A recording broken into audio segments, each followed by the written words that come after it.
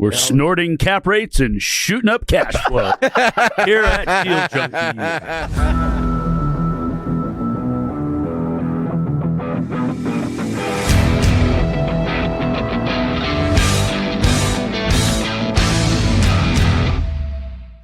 Welcome back to Deal Junkies. We're back in the studio. We're evolving. Trevor's evolving. I can see. I'm looking at him right now. He's changing before my eyes. We're growing a beard. You're trying to grow a beard. Think about it. We can evolve significantly faster now than the cavemen could whenever they were around. Caveman. I think Trevor's still kind of a caveman. He's got the T-Rex arms. They're not T-Rex arms. All right. How have you changed this year? This year. Let's let Trevor go first. How have you changed this year? No, so to preface the episode for people. We're going to talk about, we're celebrating the new year. Yeah. How we're going to evolve next year and how we've evolved this year. Yes. Is that right? Yes. And our most important partnerships. We should talk about how Dane changed first since he's not here. Dane. Also, this is how we're changing. He didn't because he never showed up. He didn't participate. Dane has changed into a chair. He has 5 wheels on his bottom. I told you you could evolve faster now. He's black and he's very comfortable to sit on. Hi, Dane. Oh, he 5 doesn't. legs. He doesn't talk anymore though. We're excited to announce Mark Gallegos will be filling the role of Dane McKinney coming up in the new year. So every Deal week, Junkies is changing. He's becoming a regular guest, or co-host, maybe depending. We'll see how he does. He's going to try out. We're going to audition a few people for that spot. So that's how Deal Junkies is changing. I don't know if we can have him. He's more engineer. We can't have him. Wait a second. You're like person. Dane's not coming back. Where's Dane? We don't care about Dane anymore. We love Dane. No, Where's Dane? No, we did. Oh, no, we don't love him anymore. You have to be a player to stay loved. He's not playing anymore. Dane's gone, yeah. I don't know if we'll see him again. Not sure. I thought you said he's going to be here next week. He will be here next week, but I don't know for the podcast. Okay. I don't know. I don't know his plan. For all of our Dane fans out there, we're sorry. Dane's in love and traveling the world, and who knows? We got him out raising money. He's busy right now. He can't be on a podcast. He's working. I don't know. Maybe he is. Maybe he's not. Who knows? Haven't Dane, seen him. we love how you've evolved from a lonely single man to lost. He was the one sending me emails early this morning to get on it, and I needed to come up with... He's a couple hours ahead. Yeah, I need to He's get on. He's not really working earlier. He's just hours ahead. He was tasking me with things to do, so he's doing something. He was thinking about stuff early this morning. Sweet. All right, so how did you evolve, Trevor, in 2024? Are you not a caveman anymore? That's a good question. No, I'm never a caveman. You almost became an ultra marathoner. Oh, I still have time. You didn't quite make it. Yeah, so I was trying to run 100 miles, made it to 90. That was a goal for 2024? I mean, yeah, but I'm just doing it till it's done. So okay. Do it again, and then it'll be done at some point. Problem number 1, you didn't define the goal. It was not a SMART goal. You didn't have a time frame. Yeah, the goal was within the year. Okay. But you just failed. He failed. Yeah. But... got close. Good news about your goals is you don't fail if you don't stop trying. The other part about the goals, you don't actually have to hit it to become a better person. Yeah, you do. So I have the decision you do. now. You're not better now than you were. No. You can't run further now than you could have when you started. That's not what it's about. Yeah, it is. It's becoming a better person. No, you're evolving. No. It's evolving because I get to decide if I want to be the type of person who's going to do the things that I say I was going to do or not. So, like, if I stop at 90... like most people would be like, yeah, good job. That's cool. But then I have to live with that the rest of my life if I spent all this time and all this effort and I didn't do what but that's just the vacuum of you, of who you want to be. No, but then it's easier to make every other decision based on that. Of I cut that short, so now I'm going to cut this thing short. Then it bleeds in. It's a downward cycle. So like now for our deal goal, like let's say I don't do this. Now I'm like, oh, we didn't buy 100 million in real estate. We did pretty good though. We bought 50 And this million. is exactly why anyone who says this is how you do it is wrong, because it's different for everyone based on their psyche. For me, it's like, dude, I ran 90 miles. I couldn't have done that. I feel really good about the health gains I have, where I'm at. I may or may not want to reset the goal and do it next year, but that's a decision I get to make based off of an evolved human being who's better than the person that started the goal. To me, that's good enough. And I have a strong enough ego that I'm not going to be like, oh, but you didn't finish and now you can go slack in this part of life too. It's just my mind around it. Your mindset's different. In Alcoholics Anonymous, we call this an inventory. We take an honest inventory and we talk about the things that we do good and the things that we do bad, and we try to be honest about it. Yeah. And there are things that we did this year. We hit some of our goals. We came up short on others. And so we have to decide if to me, the worst thing that can happen is you set those goals, come up short, and then you're just like, I can't hit my goal, so I'm not going to set new goals. I'm not going to strive for anything because I'm a loser and I can never get to where I want to get to. I think about it in the timeline as like, this is what I think I can, so I can have a progression and I can see out, but you just do it until it's done. So at the beginning of the year, could you have run 90 miles? No, I was running 2. So now you you evolved from a runner who was running 2 miles to a runner who could do 90, even though it almost killed you. It didn't almost kill me.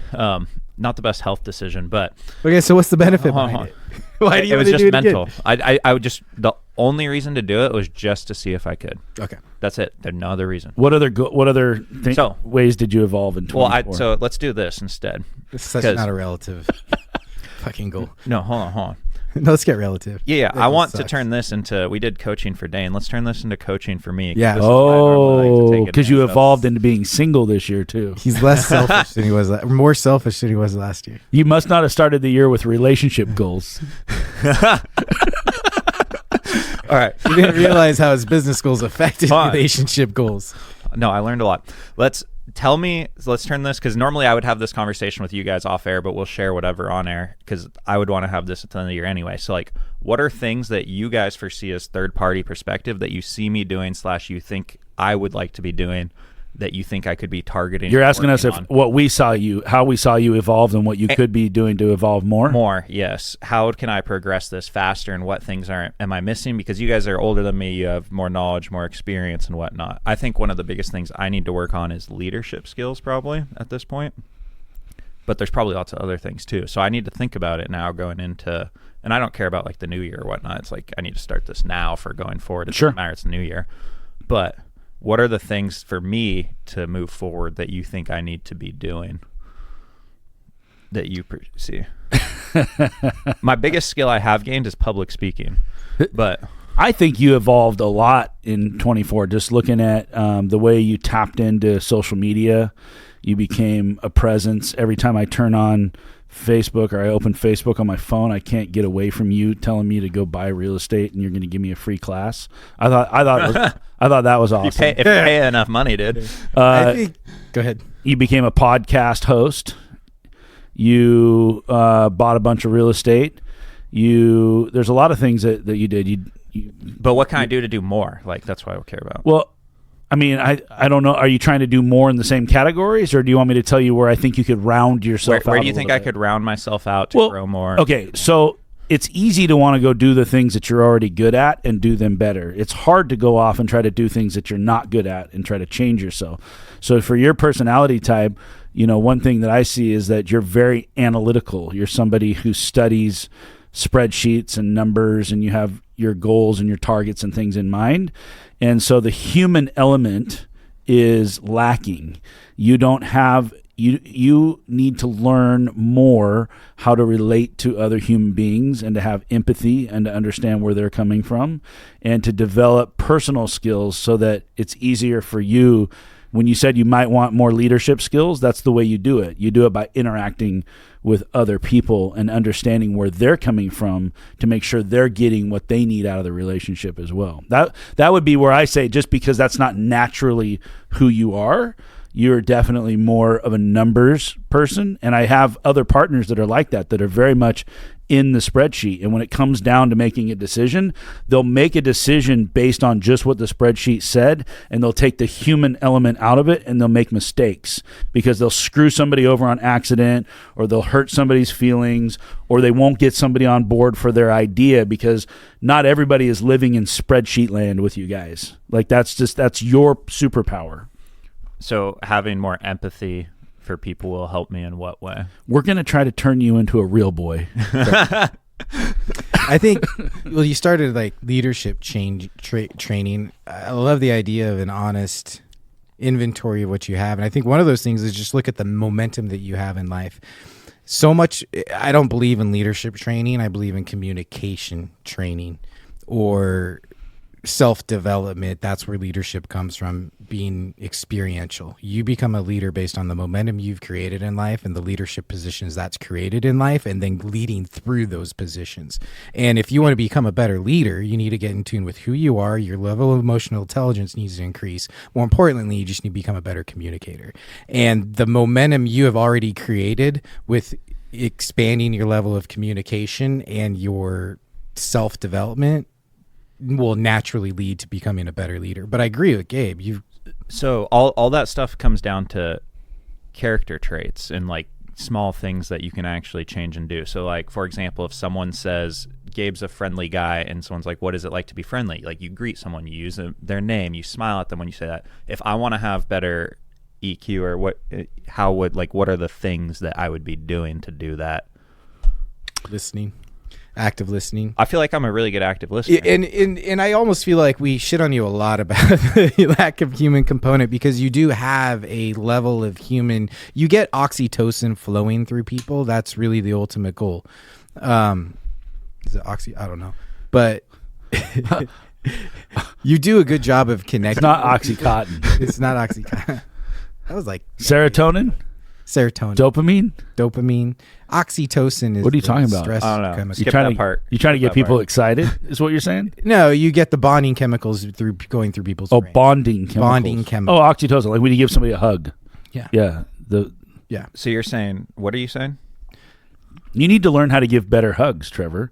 I was going to say, we give you a hard time about being robotic, but you actually do a good job of activating chemicals in people's minds, which then creates connection. That's what I was trying to give you a compliment to. So what I'm trying to say is you're a much better connector than you realize. You're a much better speaker than you realize. Having more experience based on the momentum you already have is going to put you in more situations to just refine those things. So part of it is just continue doing what you're doing. Does that make sense?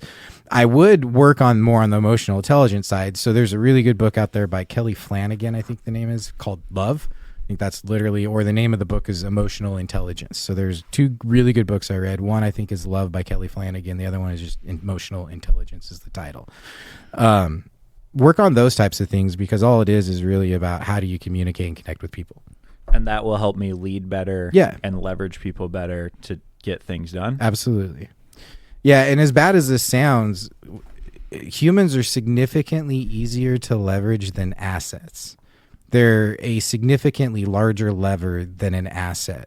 Does that make sense? Because they'll do more for you on a day-to-day basis. They don't suck money out. They may be in a payroll scenario, but they don't suck money out of you like an asset. They're going to create value for you, whereas you have to create value in the asset to get something out of it. And so leadership skills, connecting with people, having empathy, knowing what ticks for them, knowing what drives them, knowing how you benefit their self-interest, and then understand how their self-interest in other worlds are a threat to you. How do you combine all that in a way to just lead your people to be away? One reason, like I just made the big fucking mistake just 2 days ago.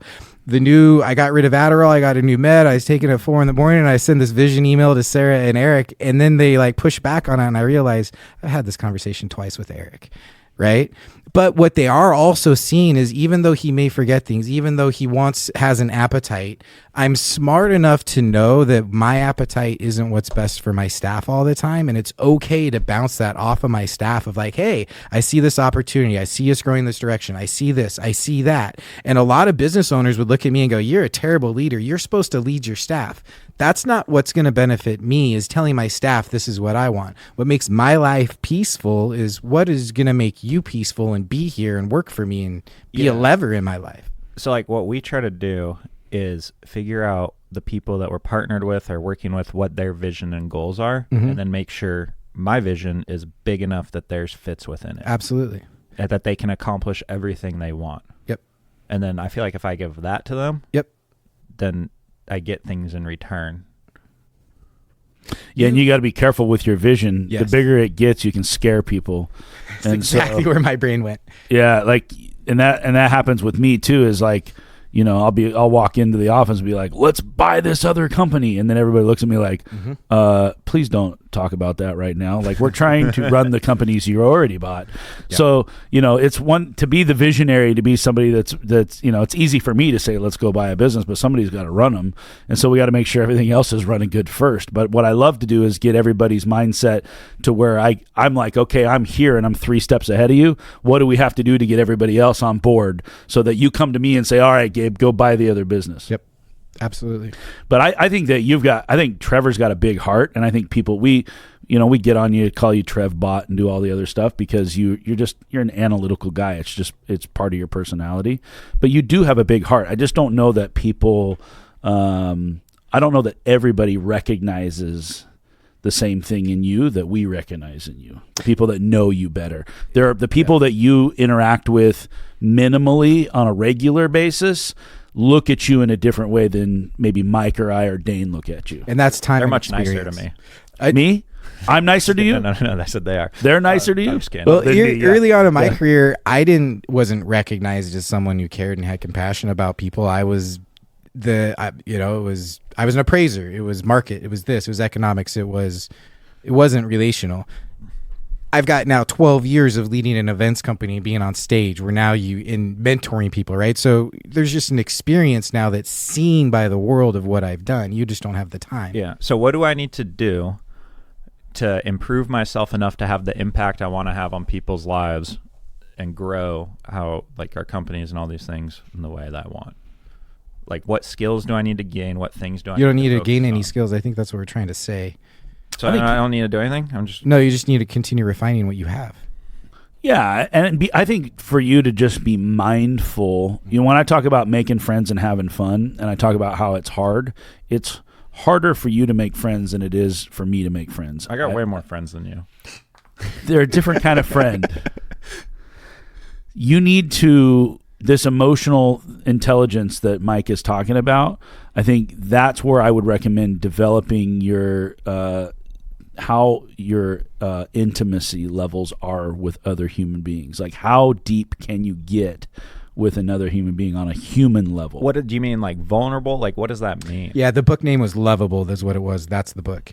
It's part of it is being comfortable being vulnerable, because that is what gives people permission.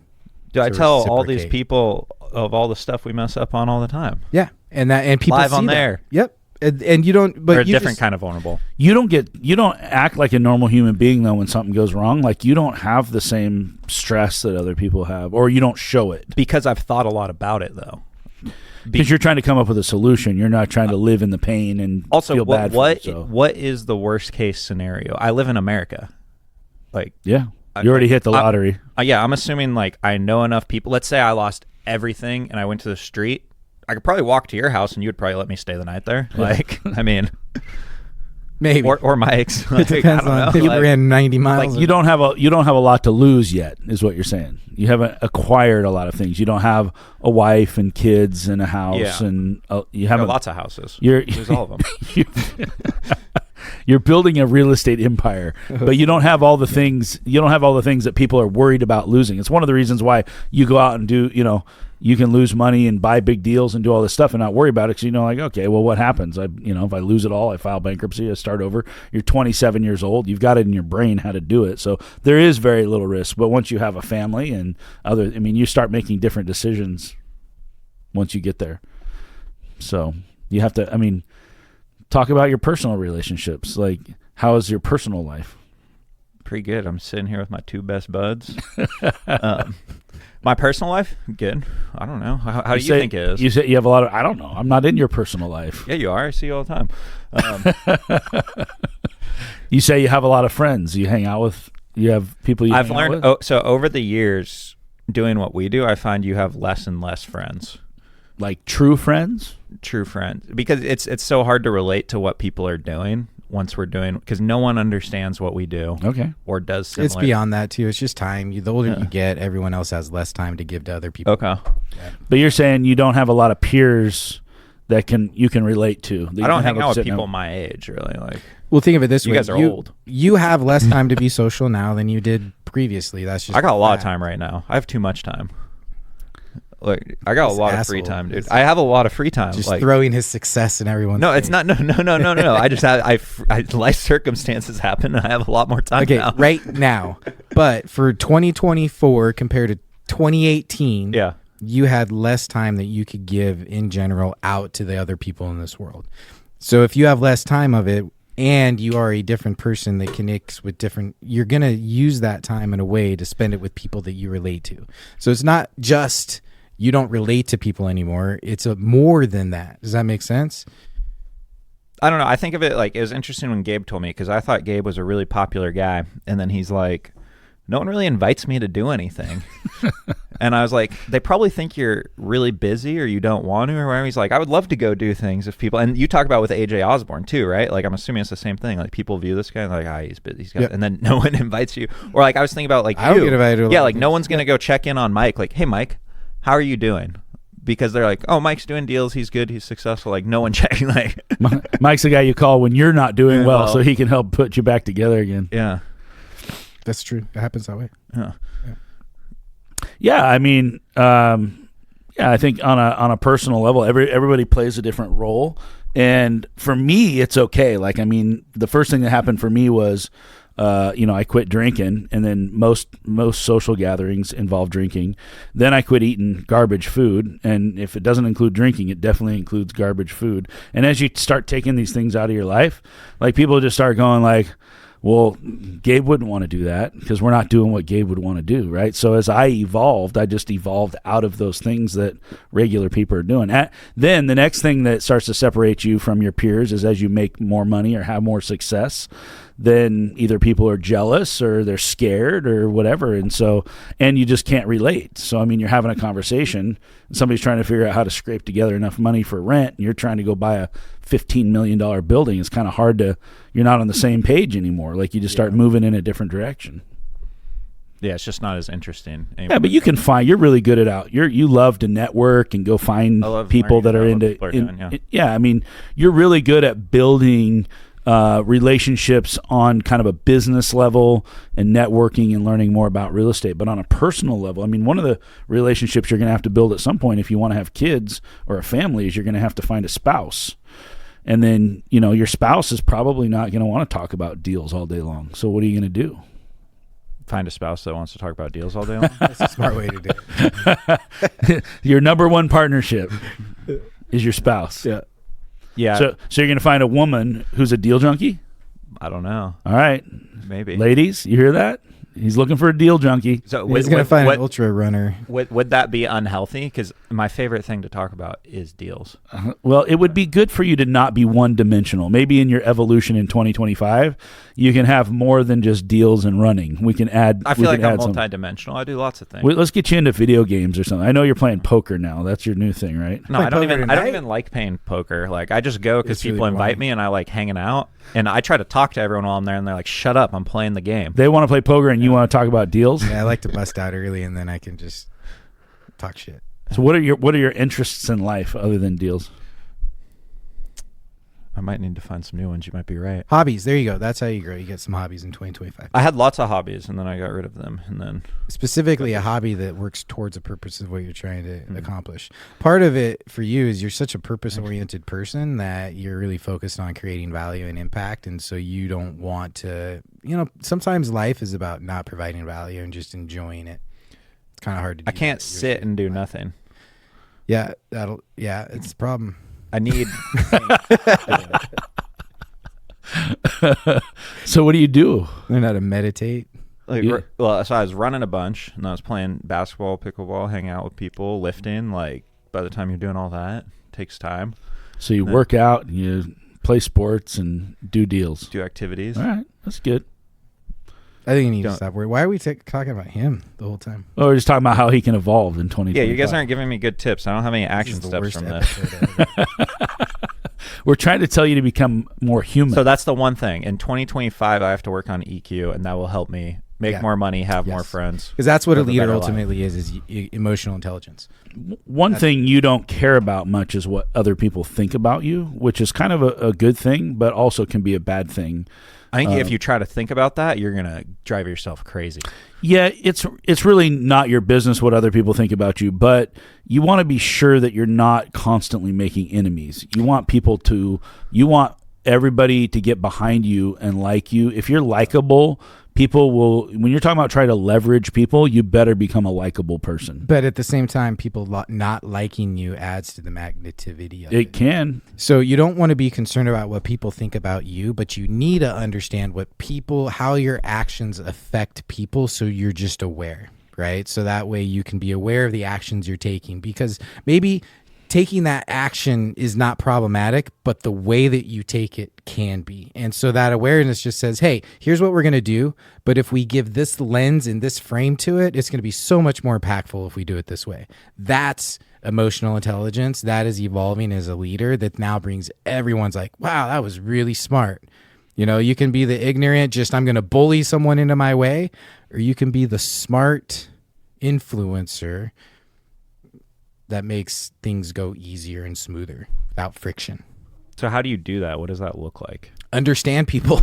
Like literally all it is understand biases, self-interests, and then how do those things interact? Understand the spectrum of how personalities overlap. Do you know when somebody's upset with you? Yeah. I can tell. What does it take for you to be able to tell when somebody's upset with you? They tell me they're upset with me. Yeah, I mean, you can tell in tone of voice and like how someone's acting towards you. Body language. Like I don't upset people though. Like very rarely will I upset people. One skill that you have. Are you sure? I've upset some people, a few people a lot, but most people I'm not upsetting. The ones you're closest to, or those the ones you upset a lot? No, you, Dane, I don't upset you guys. And is it because of what you said or what you did? The people that I have upset? Yeah. The way you said something, or the way you said something, what you did, what you didn't do.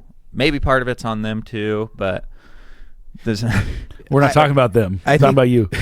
One of the areas where I gain significant value in my life is learning how to push back and just say, no, I don't agree with that. It's something I never, as a pleaser, never had any power to do. But when you have the ability, because that creates a polarity, people do want to be put in their place to an extent when it's done right in an area that really needs to be done, which is, okay, well, you say that, but is that what you mean? And as a leader, so here's an example. Someone posted the other day in a group was like, I need to buy a business by this date so that way I can be on a beach 2 weeks later on my birthday. I'm like, you can't be on the beach 2 weeks later if you don't buy a business. Like, let's take the word need out of it, because now need creates a mindset that is out of alignment with why you're buying a business and why you're doing this. And so pushing back to people and like killing dreams, right? We've joked about my job is to kill dreams. Well, I've gotten really good at killing people's dreams in a way that empowers them to look at it in a way of, oh, so you can inspire people by telling them no and pushing back and saying, yeah, you got friction. That is going to lead to a lot of friction. That's going to lead to a lot of chaos. Yeah, I can tell people no. Yeah, but can you do it in a way that inspires them? Yeah, I think so. Yeah. Depending on who it is. Yeah, we can be better at it. Yeah. Okay. That wasn't for you. This for the I don't think Trevor can evolve in 2025. That's what we learned. He's capped. We've maxed him out. And that is the last episode of Deal. Because my goal is to truly impact people's lives, because that is the one thing that I get the most joy out of, like, is changing someone's life and having an impact in a positive way. So I'm trying to think, how can I become the person to do that more? And EQ, it sounds like, is one way. You have to ride the momentum of what you have. That's one thing, is you're just set on a path of significant impact. So have faith in that. Having emotional intelligence and having faith in that just go hand in hand. Does that make sense? Yeah, faith, sure. So it just sounds like I don't like waiting. I want to now. I want to go. Oh, there's something you could get. That is a lack of emotional intelligence. Patience. That's all that is. So you just need some patience. Tyler and I, when we created our partnership, it was we're impact. Well, how the fuck do you define that? Right? Yeah. But what I can say is we've created a significant amount of impact. And what I can look at is say, even though it wasn't well defined, it's been there. And now that I've been through it, I've learned a lot more. And now I know how to create more impact. And even better than that, rather than forcing how do I create impact, I learned about it so that way I can do it better and efficiently and more exponential going forward. Yeah, I want to empower people to change their lives through real estate investing and impact that way. You already do. No, I know, but I want to do it more. Round out your human being skills. It'll make it easier. You have marketing, you have systems, you have momentum, you have a reputation. That is all going to grow. Is it easier because you're more relatable at that point, or what do you mean? Why does it mean? Yeah, I mean, people. So you've heard me say it before that people don't care how much you know until they know how much you care. So this comes down to this is mushy stuff. This is like, do you actually care? You want to make an impact on their life, but why? Selfishly. It's Selfishly. okay. It's the feeling that it gives me. Like, so ultimately, it should give you a good feeling, but that should not be the reason you do it. You should do it because you're trying to help them reach their goals. Yes. So seeing them do it is also a part of it, and seeing them change their lives and the value they get, and the feeling that gives me that I was able to impact it is of value. I value that. Sure.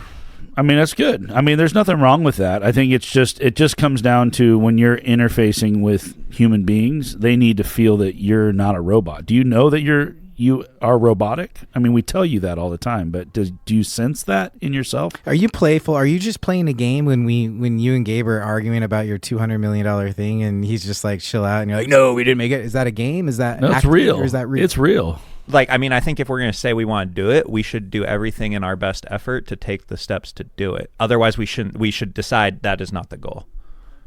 Yeah, you're right. It's like, for a robot, yeah. Well, I mean, I'm just living in contradiction. I'm going to stress myself out. I'm like, what are we doing? Exactly. That's the fucking right there. That's peace. You're living in contradiction. That creates chaos. That is the opposite of peace. Emotional intelligence, harmony, the deal, the money, the chaos, the timing, having harmony comes from emotional intelligence. And that's where I pointed to where you can have the most growth. Harmony doesn't get shit done. No. Emotional intelligence creates peace, which creates harmony. Let's make our goal for 2025 to have peace and harmony. I'd rather make friends and sound have like fun. a fucking kumbaya session. Jeez. Instead of buying $200 million worth of real estate, we're gonna go find peace and harmony. Our mastermind you know what? is going to be an ayahuasca ceremony. If Paul Curley was sitting right here, he'd tell you that's how to find the $200 million is to get to the peace and harmony, and then Mike's right. Do you know why Paul and I just bonded from day fucking one? So you have peace and harmony because you're in alignment at that point, is what you're saying. Like, I don't know. You're confusing me now. You're just telling me to be cool with whatever. So one of the things I'll tell you about me and the way I'm evolving is I'm getting older. And as I get older, instead of going 200 miles an hour, I want to go like 150 miles an hour. So I'm trying to slow down. And I sit every Thursday with Paul, and we sit in the afternoon, we talk about this stuff. And what's funny is he can remember in his life when he got to where I am.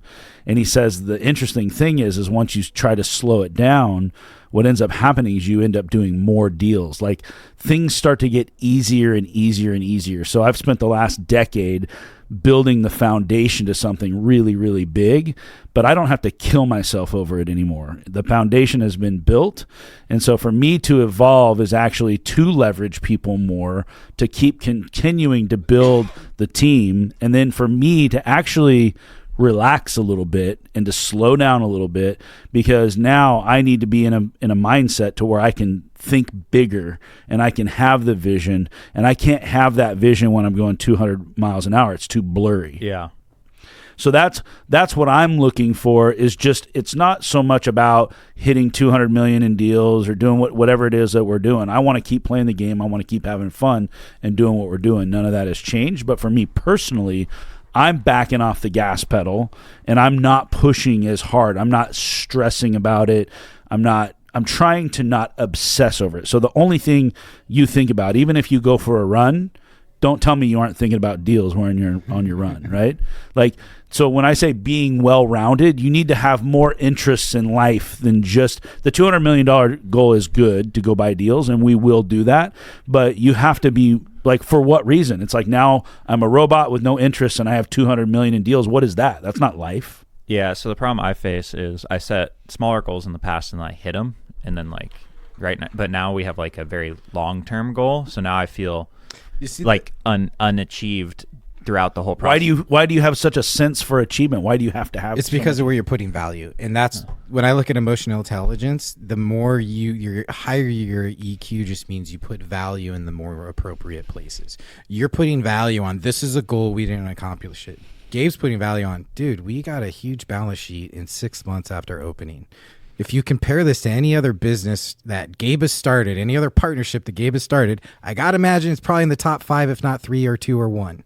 As far as the exponential growth from the day you created the operating agreement. So he can look at it and put value into, yeah, that was a really big goal and we didn't hit it, but what we accomplished was amazing. You're just putting value in what you didn't do, where Gabe's putting value in what you did do. And so that's the difference of the evolution he's had in his EQ. That's all it is. But this is why I'll drive it further for him. No, it just means you're in different times right now. He gets the benefit of you having less EQ driving. And you're what, 27 now? 28? 27? 28. You're 28. I'm 49. So Yeah. I'm 20 years ahead of you, 21 years ahead of you. So I value different things than you value. At 49 years old, I'm ending my second quarter of life, and you're entering into it at some point here. And so I value my sleep, and I value my peace and my serenity and my harmony and my relationship with my wife and my grandkids. And I'm thankful and grateful for all the things that I have in my life. I'm not out chasing. I'm content. I have a level of contentment that I've never had before. And so you have to be careful, because contentment can turn into complacency. And then you just go like, I'm just going to go home and play video games all day. And that's not who I am, because I know that that's not going to feed me and my soul and what I'm trying to accomplish. But I am at a place where I don't have to think about doing 200 million. Like, we set that goal. I haven't thought about it again one time until you just said we didn't hit it. It's not on my mind. I want to do as many deals as I possibly can, but I only want to do them if they're fun and I'm hanging out with friends and I'm doing what I want to be doing and I'm living the life I want to be living. Because if we get to the end of this life, and I've had 3 friends die on me this year, and they're all about my age or younger. And that's a wake-up call, because like at some point, like, we only get to do this one time, right? And buying deals is fun. I mean, we're deal junkies. This is what we want to do. But why? We want to do it because we can create a lot of wealth. We can help a lot of people. We can live a really nice lifestyle, and we can enjoy things. Like, if we're never going to stop and enjoy it, what are we doing? So for me, what I'm planning to do as I go into my 50s is I want to place a focus on enjoying what I've built. And I want to continue to grow it. And the funny thing is according to Paul, it's probably going to grow now exponentially, because I'm going to go like, hey, I'm having fun and I'm enjoying life. And when you're in that state of mind, just more stuff happens. But I don't want to, like, we're closing so many deals. This last couple of years has been really hard in real estate, but we're still closing more deals than we ever had before in the partnerships that I'm buying real estate in. And it's stressful. I think we have, in the SMI fund, we have 12 closings before the end of the year. Like, I mean, it's just, I'm constantly at signings. I'm constantly running stuff to FedEx overnight. I'm constantly, like, yesterday I turned around from my email and I had a 0 inbox, which I'm 0 inbox guy. I have to be. I turned around literally after like 10 minutes and I had 75 emails. I mean, this is nonsense. Like, when I drove home last night, like, the word in my mind was burnout. Like, you can do too many deals. Like, and it's not that we're doing too many. It's just, it's all cramming into the end of the year, and there's so much to happen. And every deal has 11th hour drama. It's all chaos. And when you're doing that much business, you can't even keep track of what's happening. And it just, for me, it's a little bit too much. I don't. An executive assistant. I have so many people doing so many things for me. It's like I have 10 executive assistants. It's still not enough. There are still things. A lot of those 75 emails, I probably only had to take action on 5 of them, but I still had to see the chain of what's happening in the other 70 to know what's going on, right? So I don't know.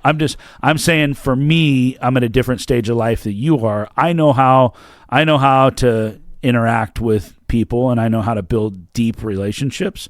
That's all I'm saying is I think that that's something that you should consider. And then also just, we want to do more business, but I think we'll do more business. It's almost like if you're so focused on something that's all you think about, you push it away. You make it harder to. It's like you're the dog on the track chasing the rabbit going around in circles. Yeah. And you don't want to be that. That's not what you want to be, I guarantee you. How do you think about other things?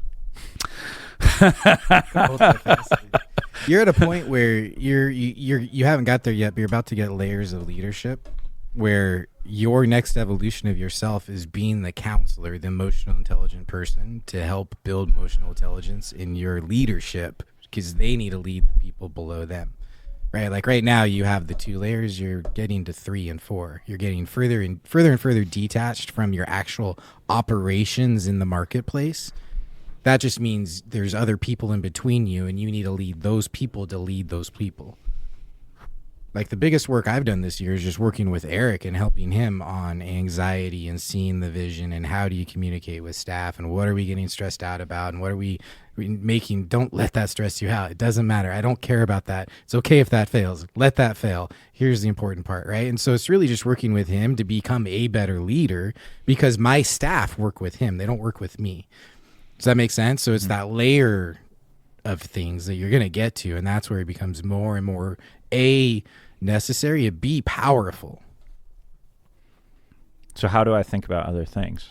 Well, you get older. Are you one-track mind?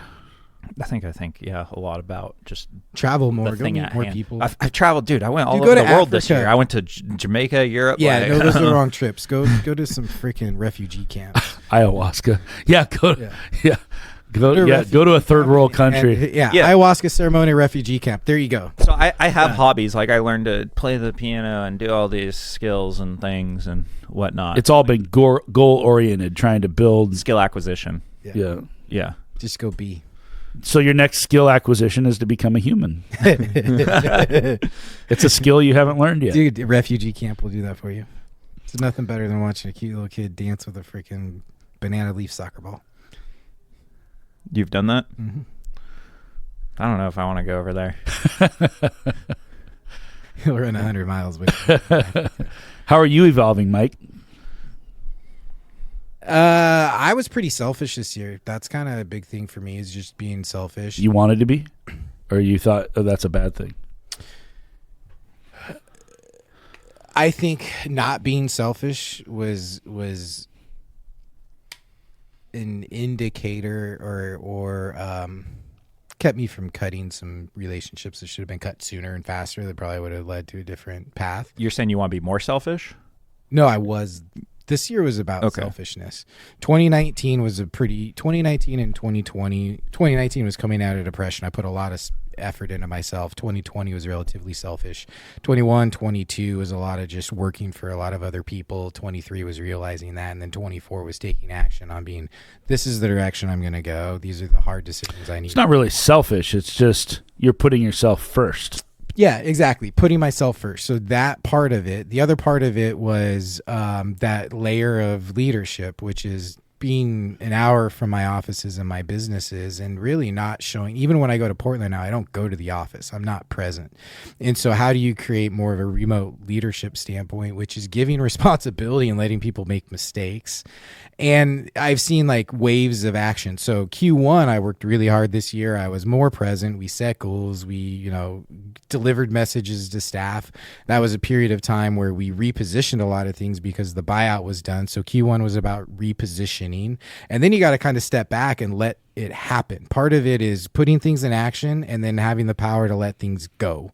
And so this summer, it was more of a lot of golf because my staff needed to push the reposition forward and they needed to get into their new roles and make the mistakes and learn their expansion and become the people to do their role better, which then got us to a point where it's like, okay, we made those changes. We like these. We don't like these. So here's the next level of refinement, which pushed us into Q4, or Q3, which then required a lot of work on my behalf because now I find created 5 more partnership LLCs in the past couple months, raised capital in a different way, right? So it was, I had to work hard, I had to step back, I had to work hard. And then right now it's kind of that end of year CFO, all that type of stuff. But ultimately I'm going to be in a position in January, I get to step back. And so that's kind of been my situation, is figuring out how do you lean in, where do you lean out, and where is that level of putting yourself first, I guess. I think you should get more focused on one business rather than, you seem like you have a lot. I don't like the fact you're like trying to do the PB thing and then you're trying to do X, Y, and Z. It seems like you have a very unique skill set in one of these that you could just... Yeah, well, harmony, right? So harmony is the biggest thing of trying to get all of that, right? So brokerage makes a lot of sense somewhere in my life because it scratches a coaching itch and it saves me over 6 figures a year. But brokerage and coaching is 2 different things. The way we formed it, we've created that. They can be packaged together. But again, it's the harmony of things. So when I bought Tyler out and I took everything over, it was, well, we put Daniel in as the principal broker as a placeholder. We put no effort into that, no changes into that whatsoever. The focus was development and acquisitions and property management, and then bigger commercial partnerships. So brokerage was there. It was doing its job. It was coaching for me. It takes up, an hour a week. It provides income. More importantly, it saves significant amount of income, and because there's control there, but it's a placeholder. And now where I'm at, because we've positioned the acquisitions and development, we're only doing the big, long, impactful deals and the really short-term deals, nothing in between. We're repositioning capital, forming different partnerships. And now you're on those timelines where we don't have a glut of projects all the time, so less stress on Eric, right? So those things change. Well, now it makes sense. We can go into the PB. It's that next season of life, and that's the harmony of it, which is I haven't put a lot of effort into it. It's there. But what I want to look into is how do I put a spurt of effort into it to help it accomplish those impact goals better and faster. So there's 2 ways I'm looking at that. One could be forming another partnership with a leader who then runs that brokerage, which is a big push because it requires systems, creating a partnership, finding someone I get along with, putting capital into it. Or is there another route where I can just pivot that I'm looking at now? So for me, it's not, I'm putting a lot of effort into it. It's a little effort here could go a long way, and I'm looking into that. I don't like it. I don't like it because I have the ability to float around because I've been doing it for 20 years. I'm doing the same thing he is. Yeah. In a way. I don't like it for you either. Why? I don't know. I've just on the kick right now of extreme focus seems to be the best option. Somebody's got to have the machine. I mean, when you think about the infrastructure that we have between brokerage and property management and development, without those wheels on the cart, it doesn't move. I mean, you can run around and try to do one thing, but you're going to have to go find all those other people to do that stuff for you. Yeah, I think yours, I don't know. I view it as different than Mike's, but maybe it's the same. I think it's just a smaller version of the same thing. Brokerage, property management, development, acquisition. But yeah, if you were to start over right now and be smaller, for me to go do what you guys are doing and go start all those things seems like a terrible move. But again, harmony. You're not and where peace. We're at. You haven't accomplished what we've accomplished. You're going to get different things. I don't care if I make money coaching someone. I don't care. That's not the goal.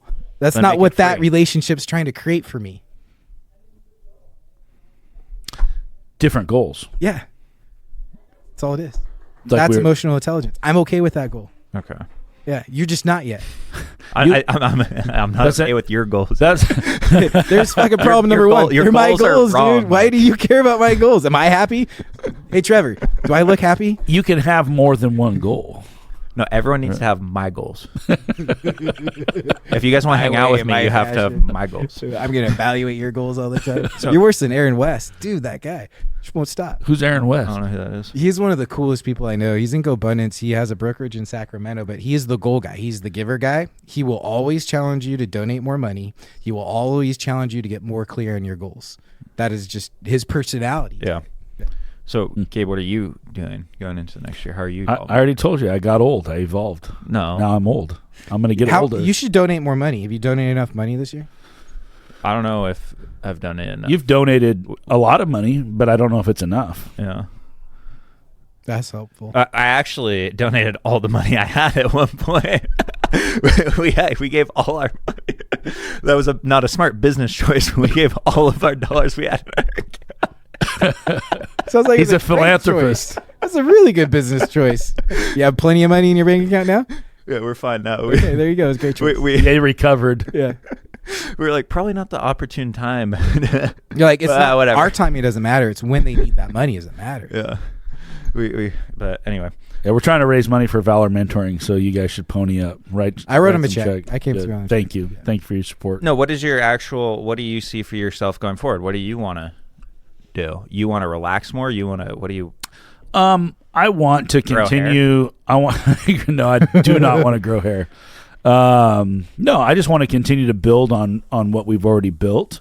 I think that I'm done starting new companies. I might buy some more. I might buy some more companies, but my focus will come down to which partnerships I'm most focused on, which is a couple, like Stack and SMI Fund Management, and then just I want to continue. I have a lot of different goals because there's a lot of different companies, but I have different goals for each one. I enjoy acquisition. I enjoy growing companies, and that's just really fun for me. So I want to continue to do it. But for me, the ultimate guiding light is if I'm having fun. If I'm not having fun, I don't want to do it. Like I'm at a stage in life where I can just hang it all up and go sit on a beach if I want to. So I'm doing this by choice. Like I could go do anything I want. You can't hang on a beach. Like You can't. I mean that, but I can travel more. you can do deals from a beach. You can. I mean, So you can't stop your aren't business. you Can't doing stop doing exactly deals. what you want to do? Yeah. Like every day? Yeah, pretty much. Yeah, that's what I do. Yeah, every once in a while I have to do like something for 5 minutes I don't want to do, and then I'm a whiny little baby. I'm like, no, this is not what I want to do. I hate having this podcast recording at this hour. There's so many times like fucking timing of this recording is so Why? bad. What? It's Friday. You could be golfing right now. It's golf weather. It's right pouring down rain, isn't No, it? it's- Oh no, it's actually kind of nice right It now. never pours down rain for the entire Golf is something I don't want to do. Maybe I should pick another sport. I would like for my body to work a little better as you I should get get older. better cardiovascular health. Yes, that's you my live goal. Longer, so you can Yeah. walk up hills. Yeah, I need I need to walk Flexibility up is a huge goal for me. hills. I want my body to feel younger. Yeah. That'd be So how are you going to go about changing that? I need to get more intentional about doing cardio. I'm good at lifting and stuff like that, but I'm not good at doing regular So how? cardio. Because you don't want to just go run. It's boring. How do you going to play pickleball? What are you going to do? I'm too old and too big to run. Like I mean, I could. It wouldn't even look like running. I don't think. Speed walk. I could walk. Trail runnings. I could ride my Peloton bike. I could go for walks. But like, what are you going to do? Like you say you want to do better at that. Now you got to actually, right? Because like you could do all I don't those know. things, Maybe but instead of getting up in the morning and answering 50 emails, I'll hop on my bike instead. you could answer emails from your bike. Yeah. There you go. I could. I Okay. don't know. What do you think I should do? What should I do to build my cardio? My wife tells me the same thing. Jan wants me to. Yeah, you got to find an activity that's fun enough and also cardio to where you're gonna go. That's enjoy the it. answer. To 'Cause where then it's not work. But then I don't have the time for it, or I don't want to make the time for it. So what is that? I can't play basketball. I mean, I like pickleball. Like Pickleball's fun, but it's pouring down rain outside. Is there Just somewhere walk in the- indoors we can just- play? yeah, Just- STSC. Get a real dog that can go out into the forest with you and just walk in the forest, make some phone calls. He doesn't want animals. He doesn't want. I have a dog. I want to not Yeah, have but not dogs. one's going to walk in the forest with you. You know, when we were in Europe, we walked 15 miles a day, ate whatever we wanted to eat. Over there, the food's different, though. But I lost weight while we were there, and I felt great, man. Of course, you're on a vacation, but, yeah, just walking everywhere was cool. I've had the amount of crap I put in my body this year between fast food, vegetable oils. Oh, we got a private alcohol, chef. You want to get on board with it? Candy and sugar and all that shit. I would love to. You have a private chef? Jan sent us the private because it was the same as the meal plan cost. She's like, just get this private chef. There won't be all the oils. You'll get to pick the ingredients and all this stuff. And Really? They come drop it off at your house for you. All your meals set to your macros. Really? Yeah, you want on board? Yes. Okay. Wow, this is cool. That's the thing I need. I buy healthy food and it goes bad. This is somebody in Salem? Your life. I don't know where she's at. I hope it's nearby because I didn't ask, but Jan just sent it to me. I was like, all right. Wow, Cool. We're on a meal plan. that's pretty So cool. maybe it's a different state, and I'm about to find out. But You know, if you have a private chef and you don't really want kids, you can just stay single the rest of your life. maybe that's the move. I don't Are know. you okay with being single? Is that part of your, or is part of your goal this year? I'm pretty find a okay mate? right now. Like, it's not something I need. Is it something you want? Yeah, it's something I want, but not necessarily need right now. Like, I'm pretty cool by myself. Like, That's cool. That's a good place to be. That's usually when the right person shows up, is when you're happy. That's what I thought a couple years He's ago. gonna lose a deal because of a woman down the road. He's going to find a woman. She's going to get him to move somewhere like Dane's. No, Then I'm going to lose all my partners and start all over again. no, he won't do that. No, yeah, I won't do that. I like deals too much. I can't. Dane has his priorities At out least of out of 5 years down whack. the road between he's willing to. Are we done? We sidetracked. Yeah, enough? you can go golfing. All right, that wasn't. Dude, I got much help. deals to do. What are you talking about? Golf? Do you have any golf goals for 2025? I broke 80. I hit 79. Whoa, I've never done one, that. one time. You mean? That's I all. did it once. That's all that matters, dude. I've never done it. Yeah. Recently, you did that? Yeah. Like, Congrats. thank you. That was. I tried for years to do that. Dude. Could never break 80. So 79 on Saturday, 81 on Sunday, and then I went to Scottsdale. I shot 85 on a desert. Desert is hard. Yeah. Desert golf is hard. I shot an 85 and Gotta know how to putt. Troon, a really hard course. The next day I shot an 80 at Troon. Nice. Yeah. You're a stick now. I'm a stick now. Well, So you're going to Relatively go, what's your next goal? Go to par? yeah, I need a break. Yeah. I'm Or gonna just break. one at a time? I need Go to a 78, score par. 77? No, score par. For 2025, I will shoot a 72. Do you have a golf Wow. coach? I took lessons last winter. It's different than a coach.